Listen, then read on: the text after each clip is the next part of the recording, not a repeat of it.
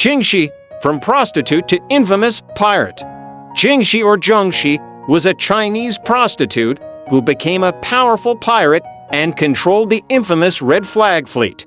Under her command, the fleet grew, production reserves, and an organized business system increased. Ultimately, Ching Shih requested an amnesty when offered by the Chinese government, although not before negotiating in order to retain the wealth and power she had acquired as a pirate lord. Little is known about Ching Shih's early life. However, it is known that she was born in China's Guangdong province in 1775 and her birth name was Xixianggu. She became a prostitute and worked in a floating brothel in Canton. Ching Shih gains control of the Red Flag Fleet.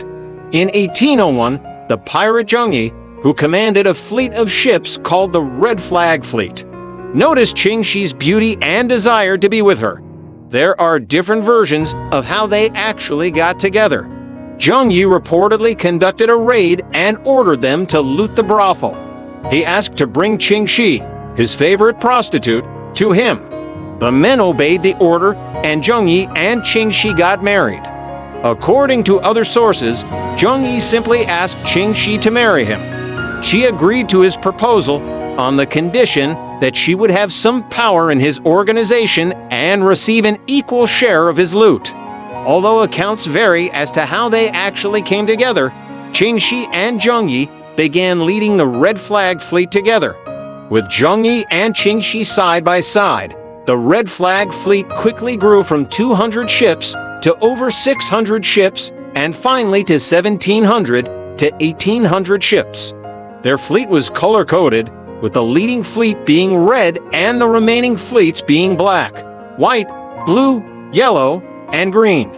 Together with the pirate Wushire, they formed the Cantonese Pirate Coalition. Ching Shih died in 1807, just 6 years after his marriage to Ching Shih. At the time of his death, the Red Flag Fleet numbered approximately 50,000 to 70,000 pirates. Ching Shih, not wanting to return to prostitution, knew this was her chance to rise and become a powerful pirate lord. She could simply quit the organization and let Chang Pao, Ching Shih's deputy, take over. Chang Pao was adopted by Ching Shih and Ching Shih. However, Ching Shih sought the power and glory of leader of the Red Flag Fleet. With Chang Pao's support, Ching Shih took the lead. A powerful pirate had strict rules for her fleet. Ching Shih was a strict and severe pirate lord. She focused on business and military strategy.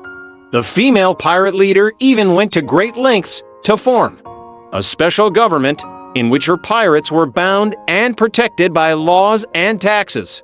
Confiscated loot had to first be presented to the Navy and registered before it could be distributed. Whichever ship captured the loot had the right to keep 20% of its value, while the remaining 80% was put into the fleet's common fund. Ching Shih established very strict rules for the treatment of prisoners, especially women. The prisoners who were considered ugly were released unharmed. A pirate who wanted to marry a beautiful female captive had the right to do so, but he was obliged to be faithful and take care of her. Infidelity and rape were crimes for which the pirate was executed. The severe death penalty was common for Red Flag Fleet pirates who did not adhere to the code. Deserters were hunted down, and if they were caught, their ears were cut off. Other punishments included flogging, quartering, and shackling the perpetrators. Ching Shih was the terror of southern China, but she knew when to end her reign. Ching Shih's fleet took control of many coastal villages, sometimes even levying fees and taxes on the villages. These coastal villages stretched from Macau to Canton. Ching Shih was called the terrorist of South China, and she brutally punished those who opposed her by kicking and beating them on the deck of her ship. Some claim that Ching Shih was an opium smuggler, while others claim that she was primarily involved in pillaging, plundering, and taxing villages that were under attack by her pirates. Chinese, Portuguese, and British warships were lost to Ching Shih's fleet. Since defeating them proved impossible, the Chinese offered an amnesty to all pirates, hoping to end the dominance of female pirates over the seas. However, the negotiations between Chang Pao and the official Zhang Bailing ended in a dead end. The Chinese government wanted the pirates to bow to them, and there was disagreement about what would happen to the loot supplies. Ching Shih took matters into his own hands and entered Zhang Bailing's office unarmed, accompanied by 17 illiterate men and children. Ching Shih and Zhang Bailing have completed the negotiations. Ching Shih was allowed to keep all of his loot.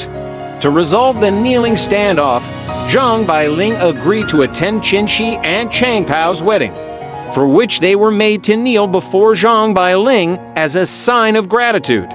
At this point, Ching Shih ended her career as a pirate and gave birth to a son with Chang Pao. When Chang Pao died, Ching Shih returned to Canton and opened her own gambling house. She remained in Canton until her death in 1844,